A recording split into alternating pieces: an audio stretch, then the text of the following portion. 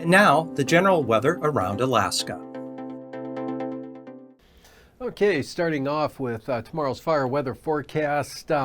High to very high fire danger here. It's remained dry over the northwest interior areas out into central Seward Peninsula and then on up into the Noatak Valley area. Otherwise, kind of seen a return of some higher fire danger here along the north side of the eastern Alaska Range and a little bit here in the Kenai Peninsula. And looking at the satellite imagery, a dry day here, at least for the most part. Still some clouds around, but there was some clearing for the southeast coast. And we have this band of clouds here with some pretty good rainfall. Had some soaking rains today from the northern Kuskokwim Valley northeastward across the greater Fairbanks area on up into the Yukon Flats area with rainfall all the way up into Arctic Village and rain and snow back toward Anatuvik Pass areas of the Brooks Range there. And then we're looking at this system down here to the south. It's spreading rain up the Alaska Peninsula in toward Kodiak Island this afternoon, southern Kodiak Island, and in across southern Bristol Bay, and that'll be bringing an increase in the winds as well. And another system out here that's starting to slowly move eastward. That should mostly slide to the south of the Aleutians and won't be that big of a wind producer or rain producer for that matter.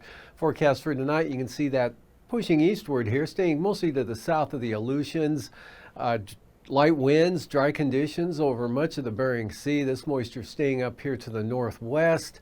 And then this low tracking along and just south of the Alaska Peninsula with that front, bringing a good shot of rain in across all of Kodiak Island tonight and increasing moisture here later tonight for the southern Kenai Peninsula on up into Prince William Sound. This narrow surface ridge building here ahead of this front will continue those gusty southeast winds through areas of south central Alaska and into the Copper River Basin tonight.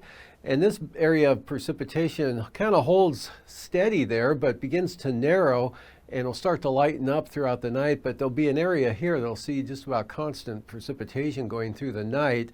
To the north of that, cooler and drier air, another system just grazing the Arctic coast with a threat of some moisture there. High pressure keeps it dry over the southeast coast until tomorrow, when this front pushes in, bringing gale force winds and increasing rain along the coast there. Gale force winds here for the North Gulf Coast.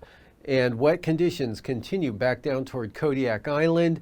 And it looks like most of the moisture will stay across the southern Kenai Peninsula up into Prince William Sound without much getting in to northern Cook Inlet or the Mananuska-Susitna Valley areas. And still some showers, but a lot lighter on the precipitation with that trough there in the interior. To the north, mostly sunny and dry. And still maybe a few skiffs of rain or snow there for the central Arctic coast with that dying front up in that area. Not really amounting to too much at all, and nothing big going on out here over the Bering Sea except a widespread area of light wind conditions. And again, this system staying on down to the south. And for Friday, end up with a weak low here out over the Bering Sea with some scattered showers around that. And that's about it out there. Higher pressure farther to the west, another weak low up toward Russia. Showers here over the Yukon-Kuskokwim Delta down into Bristol Bay, Kodiak Island. Isolated showers for the Alaska Peninsula. But looking at light wind conditions now over just about all of the forecast area.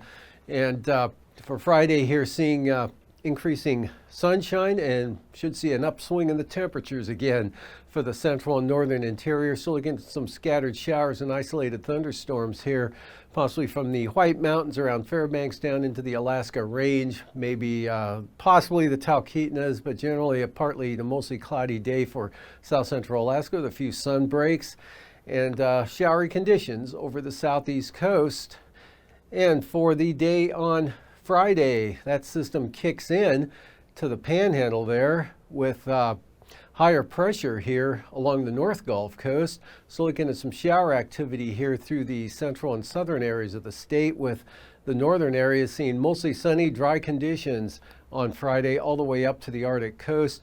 This system brings some light rain to the central Aleutians. Otherwise, light winds continue out over the western, northern Bering Sea. In fact, even all the Aleutians looking at pretty light wind conditions for the rest of the week. Lows tonight in the mid-20s there for the Brooks Range, out to the lower 30s for the Arctic coast. Otherwise 40s and 50s here for the remainder of the state, lower to mid-40s for the Aleutians, and lows right around 50 for the southeast coast. And the highs tomorrow in the 60s through much of interior Alaska, all the way down into Cook Inlet, lower 50s for Kodiak Island and the North Gulf coastal areas, upper 50s to lower 60s for the southeast coast. And temperatures recovering now in the Brooks Range, 55 to 60 for the highs, and anywhere from mid-30s to near 50 for the Arctic coast and North Slope, and in the lower 50s out here over the Bering Sea and the Aleutians. Lows in the 30s, again, Brooks Range out to the Arctic coast for Friday morning, and lows in the 40s here for the central interior. Highs near 50, or lows in the lower 50s for the North Gulf coast and the southeast coast as well. Highs back into the 70s here through much of interior Alaska, maybe even the Susitna Valley, upper 60s to lower 70s there, and well into the 60s again here for south central Alaska and the Copper River Basin.